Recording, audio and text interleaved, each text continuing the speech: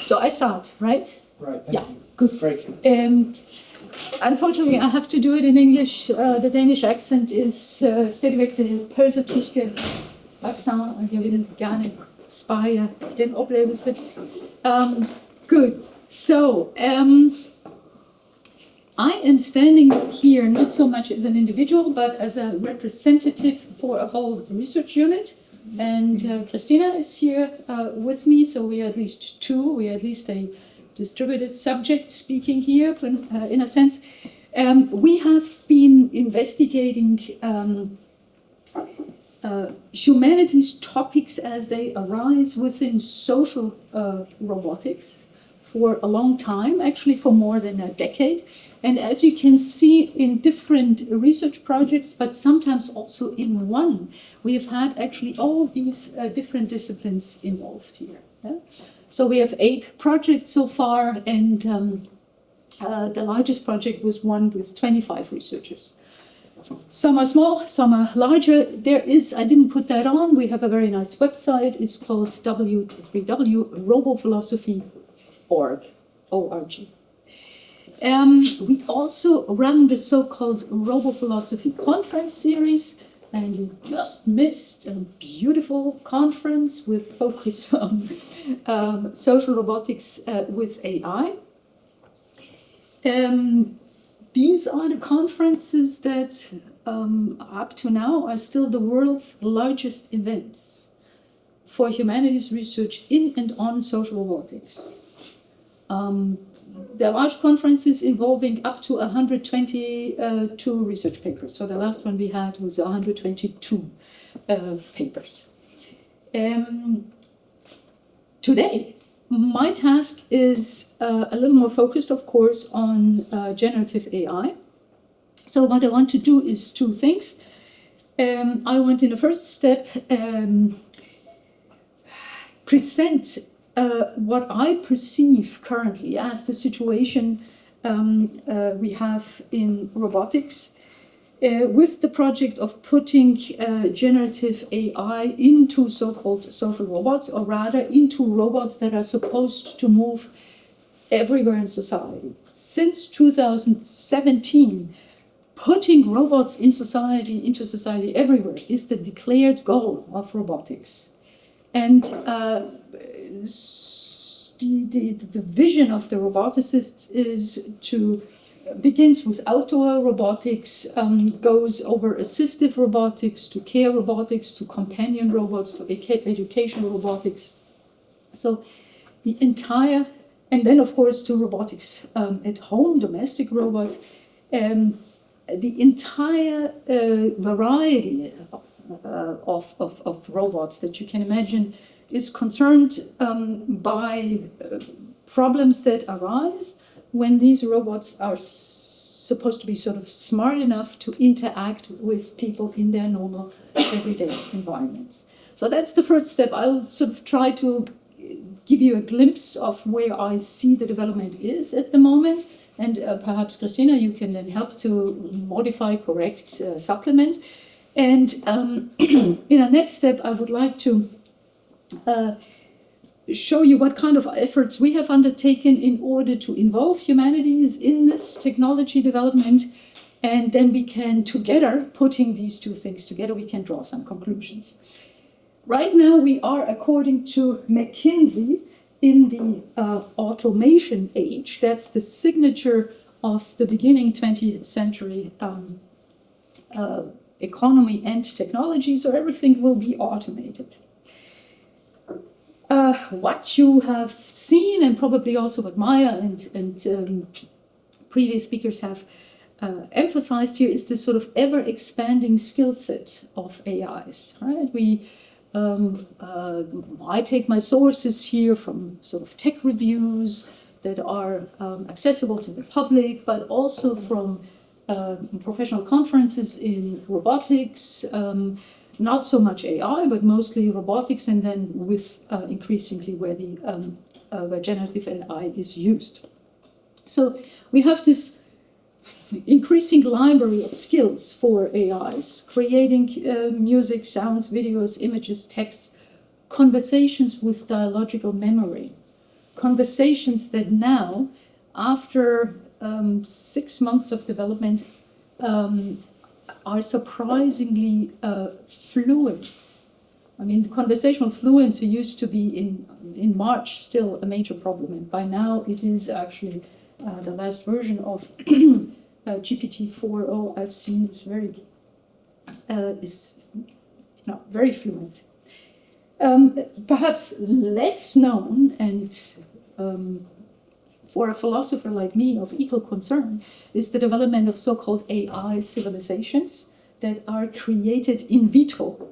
They are software agents are put into a computer game named Minecraft. Maybe some of you know it or even have played it. And it turned out that these software agents developed on their own, unprompted, personalities, personality traits, preferences, certain specialist roles. They made friends, they invented jobs, and even spread religion. However, that was so surprising that I had to go and look into the paper, and there it turned out there was a little prompt there. So that was not entirely, they didn't invent religion, but as soon as the possibility of an ideological Überbau was presented to them, they started working on that. At the same time, there is new research that might change the way in which we do SSH research. There's a research into social sciences and empirical humanities. It's so-called synthetic psychology. You can simulate a personality after a 2-hour interview. So an AI that is fed with a 2-hour interview, with the data from a 2-hour interview with you, then engages in preferences, displays dispositions that match to 80% with yours.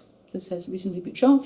And it simply means that later, in the future, we will be able to do psychological research on synthetic data. That is, we will actually create synthetic participant pools. We don't need real participants anymore. That's the claim. We will see how far we get. I am, as far as these AI civilizations concerned, particular about that sentence here. The true power of AI will be unlocked when we have truly autonomous agents that can collaborate at scale.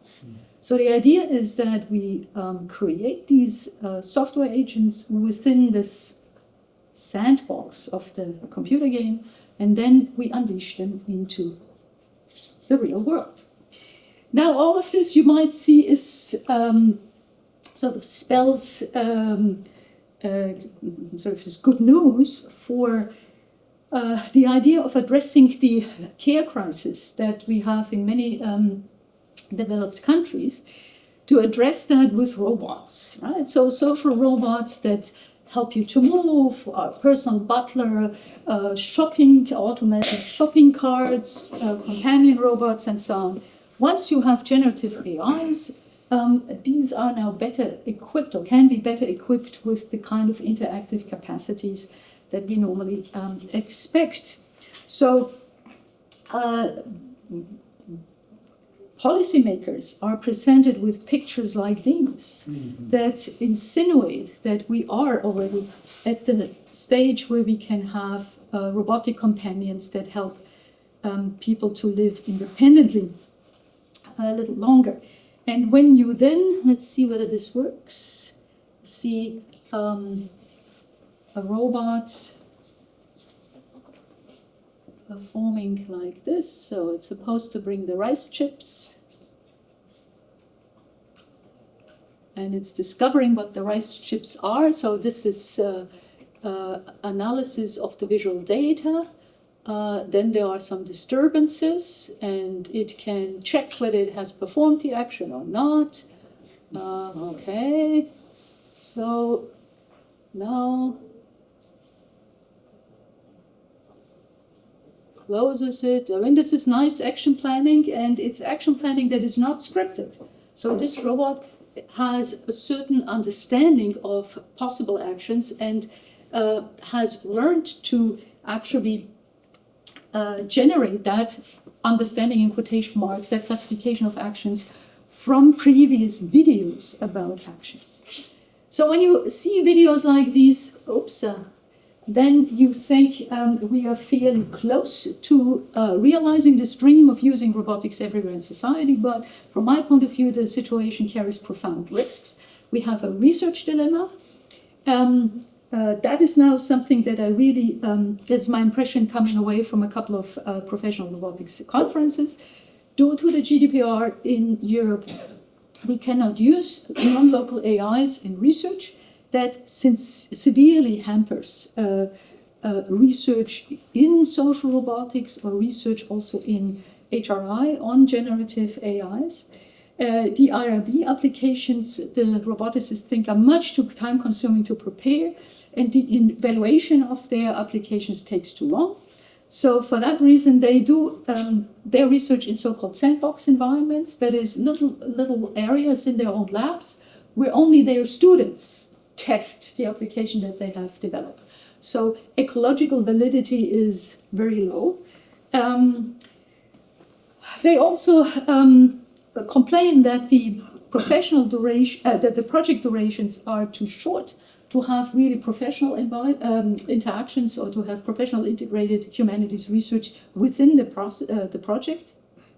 And so in effect, they take the so-called SSH requirements in the Horizon application really seriously. We are frequently invited, but we are invited about 10 days before the deadline. Okay. Then there is a policy dilemma, so that was the research dilemma. And the policy dilemma is, can we see something here? Yeah, again, policymakers see these beautiful promotional videos where, for instance, Ameka here is waking up. She is the most advanced humanoid robot we have right now. She develops independently intentions, surprised even her own creator. And you can see from the, she has found out herself, should we use a pronoun here? I don't know. She has found out herself which facial expressions fit which content of her textual production. So this is all very impressive. The problem is that not here, but often these promotional videos misrepresent real capacities. That has to do with the fact that the researchers are actually also CEOs of the companies that produce these things.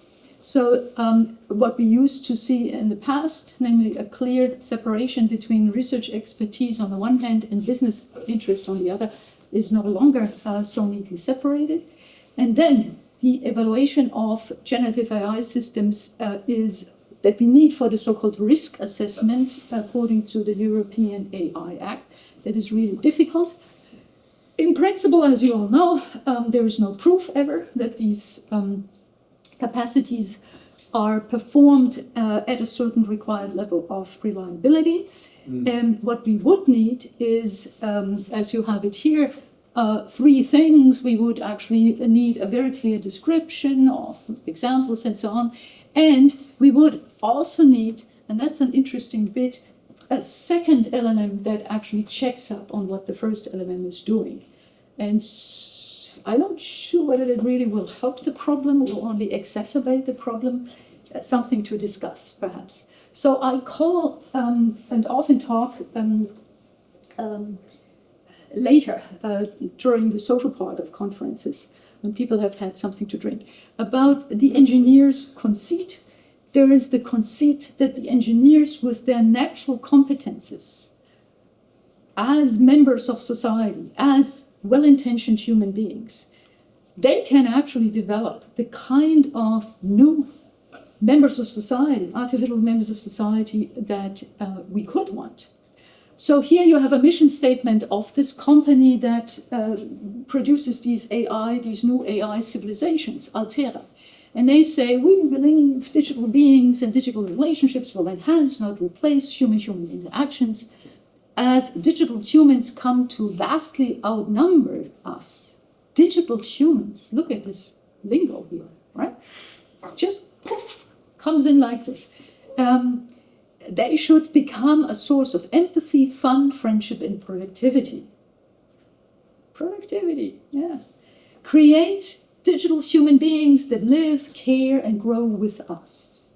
Now, the staff consists of 16 computer scientists, mathematicians, and gamers. So their vision of what a fulfilled human life is, what fun is, and so on, is projected en masse into society. For those of you who are more interested in the cultural repercussions, I recommend sort of reading up on the so-called ideology of Silicon Valley. Timnit Gebro and Emil Torres have found or have coined this acronym TESCREAL as a keyword that stands for a complex of ideological positions that are combined in combination, symptomatic for the tech guru's vision. These are very problematic visions of the future of the human conditions. Many of them are fully open about their commitment that intelligence should survive, but not humans. There is nothing particularly valuable about human intelligence. So now, how to involve humanities technology? Well, we've been working for many years in creating a new paradigm for how these technologies should be developed. Integrated social robotics here, Christina has played a very important role. So we have a nice and well, we think already fairly well formulated approach of how to do it. We have presented the first descriptive framework for the integration of human-robot interaction research. We have introduced a new concept, sociomorphing, not that is to replace anthropomorphizing, so a new theoretical construct. And in particular here, there's a specific mixed method model that allows us to do research in a responsible fashion that is actually puts values at the top. So guarantees from the very beginning that we have culturally sustainable technology development. What we also have done is, I'm almost finished, is we have developed arguments that can convince engineers, because we found out going around with our good intentions and calling on people's conscience didn't work so well. So we have talked about technology failure. There's a bit better reaction for that. A colleague from the Intel campus, Niels Mosfeld Nicholson, has a beautiful paper where he shows that the Danish state has actually lost 40 million crowns due to the fact that they bought a feeding robot that doesn't work, purely because the engineers thought this works like a lawnmower and doesn't need to be especially integrated into a care environment. So we've had lots of, in addition to this sort of communication style, focus on what they could really, as the financial boss, have engaged in a massive amount of, I would say, research exchange and research communication. We've given 157 talks at various conferences. We have created and are teaching courses here. Maya is also involved. And we have, this is perhaps something that I'm most happy about, we have worked, collaborated on this general effort within the European Union to push for an SSH requirement in the Horizon calls, even if they are not properly respected. Success? Well, yeah, in a sense. There is a bit of general awareness. There are, in the international context, reactions in the sense some universities are at the moment making lots of money by creating new educations that explicitly combine technical and humanities education. As you know just as well, in Denmark, unfortunately, the conception goes the development goes the other way around. Here we have new studiepladser for datalogy, and we know that this, very briefly, software development will be taken over by generative AIs. It's already can be replaced, low-level software development. At the same time, of course, we are cut down. We received false information from AU Arts. We wanted to develop a new education, but that was allegedly not allowed. For some reason, Roskilde could do it. And we have right now a schedule for the Strukturreform that puts the development of these very, very important and urgent educations last. So that's my take on where we are at the moment. There's a general uncertainty about whether the tech race, Europe can participate in the tech race given the GDPR. We have all the tools that we need. There is a growing conception that we need multidisciplinary developer teams, but we don't get, at least here in Denmark, the educations that we need. Sorry to be so bleak, but that's how I see it.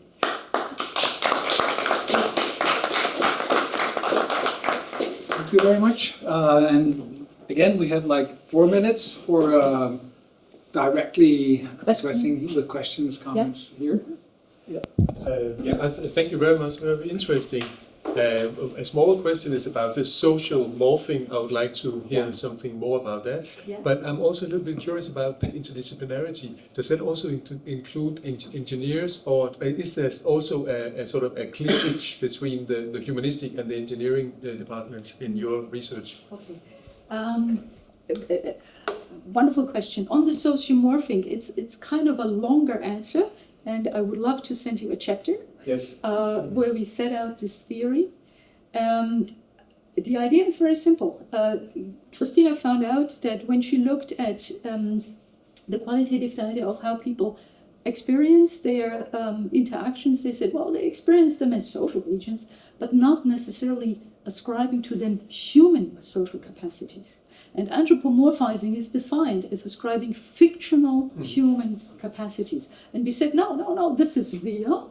Right? They experience real, these are not fictional capacities, these are really social interactions relative to a certain understanding of social, but at the same time there is nothing human about it. Right? You can interact socially with your cat without anthropomorphizing your cat, and something of that thing is going on. And as to the interdisciplinarity, in our research unit we've had always a roboticist, a computer scientist involved. We haven't been very successful in keeping these people. That's a bit of a problem. Long story here. But I'm not surprised. the ambition goes in this direction. Yeah. So I think, thank you. I think this is this question as such is super interesting, and how does where does technology play a role, and who develops the technology? I think there's something that I think could be added to this, perhaps instead of the engineers, because I think with the feeding the Danish state lost 40 millions not because of the engineers but because of those that buy this. Yeah. Right. Yeah. So those that buy stuff like this and think it's a really good idea are the same people that buy robots for elderly people's houses where, they don't know how to use them. Exactly. And it's not the engineer's fault. No. It's those that are not present in these slides, namely those that administer stuff. But okay. So I think another way of adding more to this, and maybe not say less so that the engineers are at fault for whatever happens, is to say, well, it's a combination of people who are employed to decide stuff, who knows absolutely nothing about computers that are not their own iPads. They make the decisions of how to do this, right? So I think instead of saying that it's the developers, I think it's the deciders who we need to focus on, because it's not the development that, in many ways we can just start buying it, but apparently we cannot because somebody thinks that this is a really good idea. It's a combined problem. If the engineers were to say, look, I cannot sell you something because I do not have a CE etiquette label on it, right? My technology is not safe enough. They could say that, right? But of course they don't have yet the idea that what they're selling is not safe enough. Yeah. So it is. I fully agree. It's a problem of the administrators. I just thought of I think policy. mainly it's an organizational problem, right? It is a deep Structural. organizational problem, and I must say I'm particularly disappointed about the fact that I once was, probably by mistake, invited to a special round at the minister. At that time it was Tommy Ehlers or somebody, and he asked, where are we most advanced in computer science, also in artificial intelligence and robotics? And my colleagues from computer science and robotics, they were sort of not saying anything. And I thought, now it's getting embarrassing. And I said something, well, you don't want to hear that. But actually in, how to produce the humanities research on social robotics, that's actually where we are leading. And he was interested. And then all my colleagues from computer science, they were kindly nodding and saying, yeah. Afterwards, the so-called Pioneer Center for Human-Centered AI was introduced with an endowment of 100 million euros, crowns, sorry, would have been better. And there was no ethicist involved. There were, I think, of the 120 employees, 9 from the humanities, but only from the languages. So the entire socio-cultural issues, completely. So it's the administrators, but I think it is really a top-down problem. So if we could convince the minister to say, we need to stop this, we need to have new educations, we need to have new teaching, training programs for the administrators. Thank you. I think it's time now. Thank you for this. I think it's time to open up the discussion. Yeah. Thank you.